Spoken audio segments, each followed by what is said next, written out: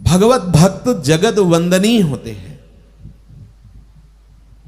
एक कालिदास जी नाम के भक्त हुए हैं महाप्रभु चैतन्य देव जी के परिकर में, जो कायस्थ कुल में जन्मे हुए थे। ये श्री रघुनाथ दास जी के गांव से 1.5 कोस दूरी भदुआ नामक ग्राम में रहते थे।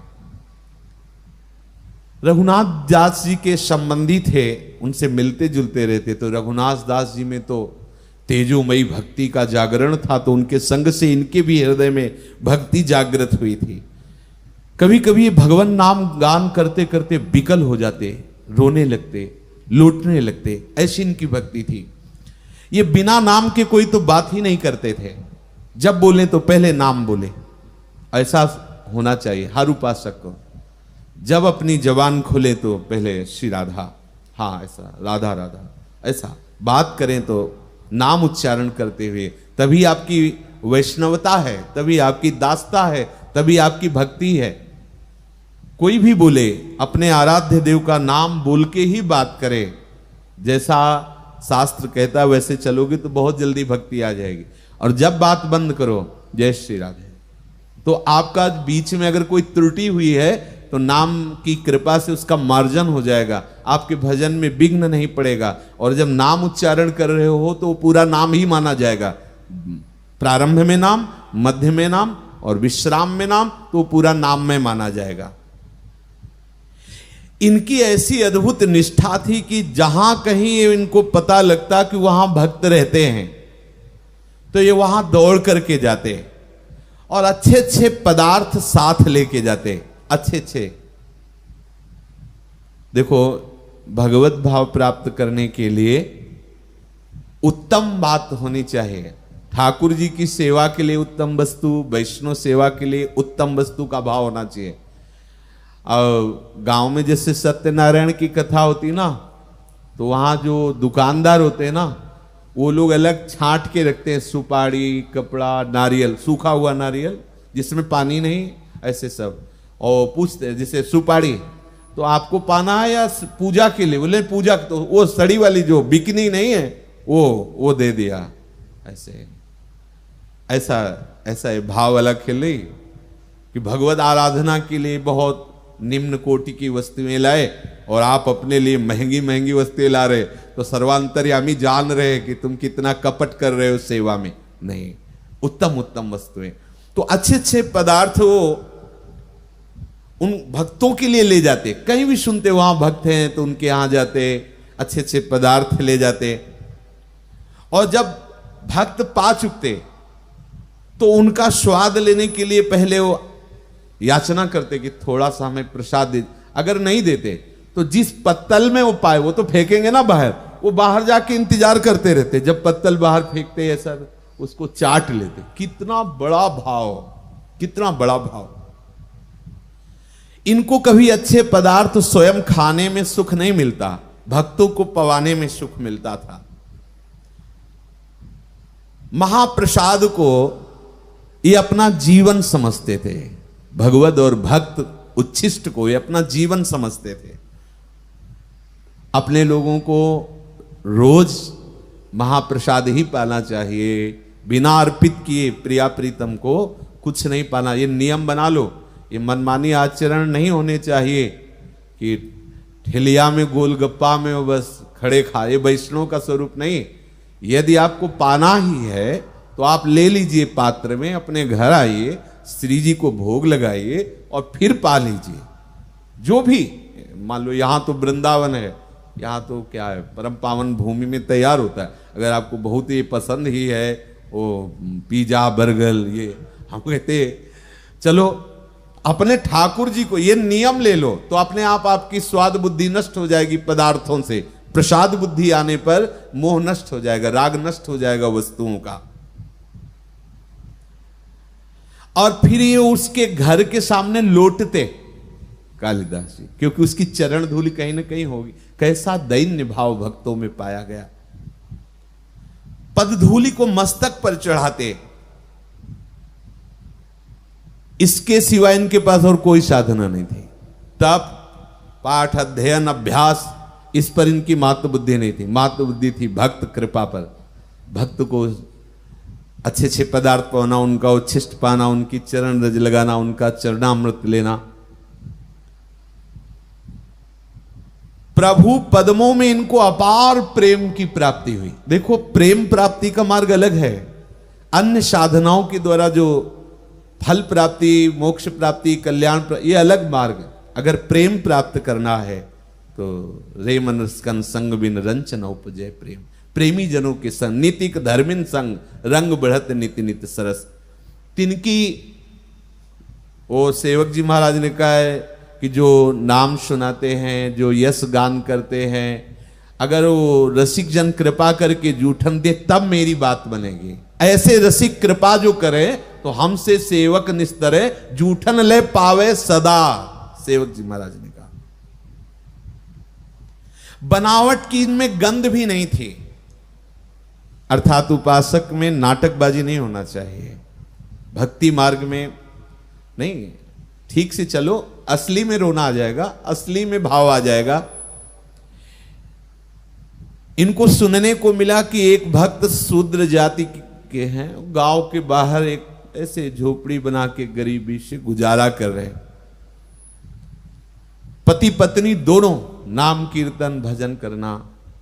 ये जब सुना तो इनका तो नशा था, कहीं भी भक्त को सुने वहां जाना, उनकी सेवा करना, उनकी चरण धूल, उनका उच्छिष्ट। ये वहां गए तो दूर से ही इनको आवाज सुनाई दी कीर्तन की। पति पत्नी दोनों मिलकर कीर्तन कर रहे थे। हमारे भक्ति मार्ग में विशिष्ट अंग है कीर्तन। ये होना चाहिए। सबको अपने ठाकुर जी को कीर्तन सुनाना चाहिए। नहीं संगीत आता, अपने पास स्पेशल संगीत है, ताली बजा के नाम कीर्तन, झूम झूम के। अकेले हो तो अकेले करो, दो हो दो, तीन चार समूह जैसा हो। नाम कीर्तन बहुत महिमा है, बड़ी महिमा है। नाम संकीर्तनम यस्य सर्व पाप प्रणाशनम, समस्त पापों का नाश करने में। और यहां पाप की तो बात ही नहीं, हमें तो प्रेम चाहिए। नाम का कीर्तन अवश्य, कम से कम आपकी कुटिया में 24 घंटे में एक बार तो गूंजना चाहिए नाम। आसपास लगना चाहिए कि यहां भक्त रह रहे, नाम कीर्तन हो रहा है। नाम कीर्तन आपकी दिनचर्या में चाहे 5 मिनट का ही हो, अवश्य होना चाहिए, अवश्य होना चाहिए। हमने देखा है, महापुरुषों को भी देखा है, अकेले मंजीरा लेकर के और जोर जोर से आलाप लेकर के नाम कीर्तन कर रहे हैं। दूर से ही नाम कीर्तन सुनाई दिया। ये भक्त का स्वभाव होता है नाम उच्चारण करना। इसी से तो हनुमान जी को लगा कि विभीषण जी भक्त है। राम नाम ते सुमिरन की ना, हृदय हरसी कपि सज्जन चीना, ये सन हठ करिहो पहचानी, साधु ते होए ना कारज। ये साधु है, नाम उच्चारण किया, नाम कीर्तन कर रहा है, साधु है। दोनों भक्त दंपति के दर्शन करने के लिए गए तो उस समय आम की फसल थी, तो अच्छे अच्छे आम ले गए, सरस आम ले गए।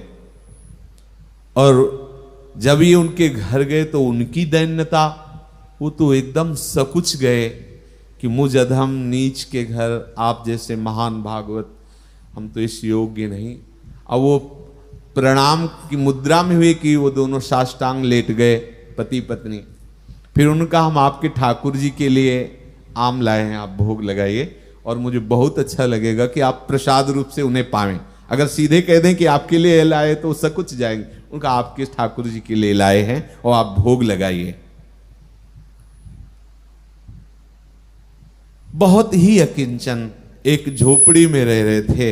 आश्चर्य हुआ, उनके पास कोई सुविधाएं नहीं और भगवान नाम में मगन। फटा सा एक आसन दिया जिसमें वो परम भागवत कालिदास जी विराजमान हुए और उन्होंने कहा कि महाराज, हमारे आज अहोभाग्य, मेरे हरि बहुत प्रसन्न है जो आप जैसे महाभागवत हम जैसे नीच के ग्रह में पधारे। आप जैसे श्रेष्ठ महापुरुषों का हमारे यहां आगमन का मतलब है मेरे भगवान मेरे पर प्रसन्न है। ये पक्की बात है। हमारा भजन साधन तभी सार्थक है जब किसी भगवत प्रेमी महात्मा का मिलन हो जाए। उद्धव जी की साधना तभी सफल हुई जब गोपी जन मिल गए। विभीषण जी को लगा कि जो लंका में रहकर साधना कर रहे थे आज सफल हुई, अब मैं भाव भरोस हनुमंता बिनु हरि कृपा मिले नहीं संता, आज मेरा हो भाग्य। कहा भगवान आपको पता है हम शूद्र जाति के हैं, आपको पता है हम अपवित्र दीनहीन, आप क्यों आए हो? यद्यपि मेरा अहो भाग्य है पर मुझ जैसे नीच के घर। ये देखो भक्ति की दैन, इसी में तो प्रभु रीझते, इसीलिए सुपच वाल्मीकि की पूजा करवाई। प्रभु को अहम बिल्कुल पसंद नहीं। अगर ये अहम है कि मैं अमुक अमुक अमुक अमुक, तो बने रहो अमुक अमुक। अखिल लोक चूड़ामणि हरि को दैन्य प्रिय, यही दरबार दीन को आदर, रीति सदा चली आई। बड़े दैन्य वचन कहे। कालिदास जी ने कहा कि बस अब हमारी तो शीघ्र ही लालसा है कि आप अपने ठाकुर जी को भोग लगाए। तो आम लिए, अमनिया किया, ठाकुर जी को भोग लगाया और भोग लगा करके कहा कि आप बोले नहीं नहीं आप पाइए, हम अपने ठाकुर जी का भोग लगा लिए, आप पाइए। वो गिड़गिड़ाते रहे पर उनका जोर भाव पड़ा और उनकी प्रसन्नता के लिए उन दोनों ने पाया।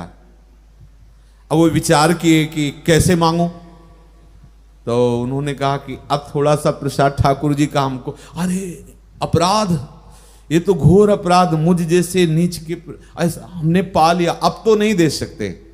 बोले अच्छा फिर विदा करो हमें। बोले आप जैसे, क्योंकि उनको तो प्रसाद पाना था। वो बाहर जाके छुप गए। उन दोनों ने वो आम पाकर गुठली चूस करके बाहर फेंका। जब फेंक के गए तो वो सब उठा लिए और एक एक चाटे। ये प्रेम बिना जो सबे कुछ आर व्यर्थ है, सब प्रेम के बिना सब व्यर्थ है। आपका ऊंचा कुल में जन्म होना, आपका ये सब आचार विचार, सब आपका पांडित्य किस काम में आया? यदि आपका अहम है कि मैं ऊंचे कुल का हूं, किस काम में आया?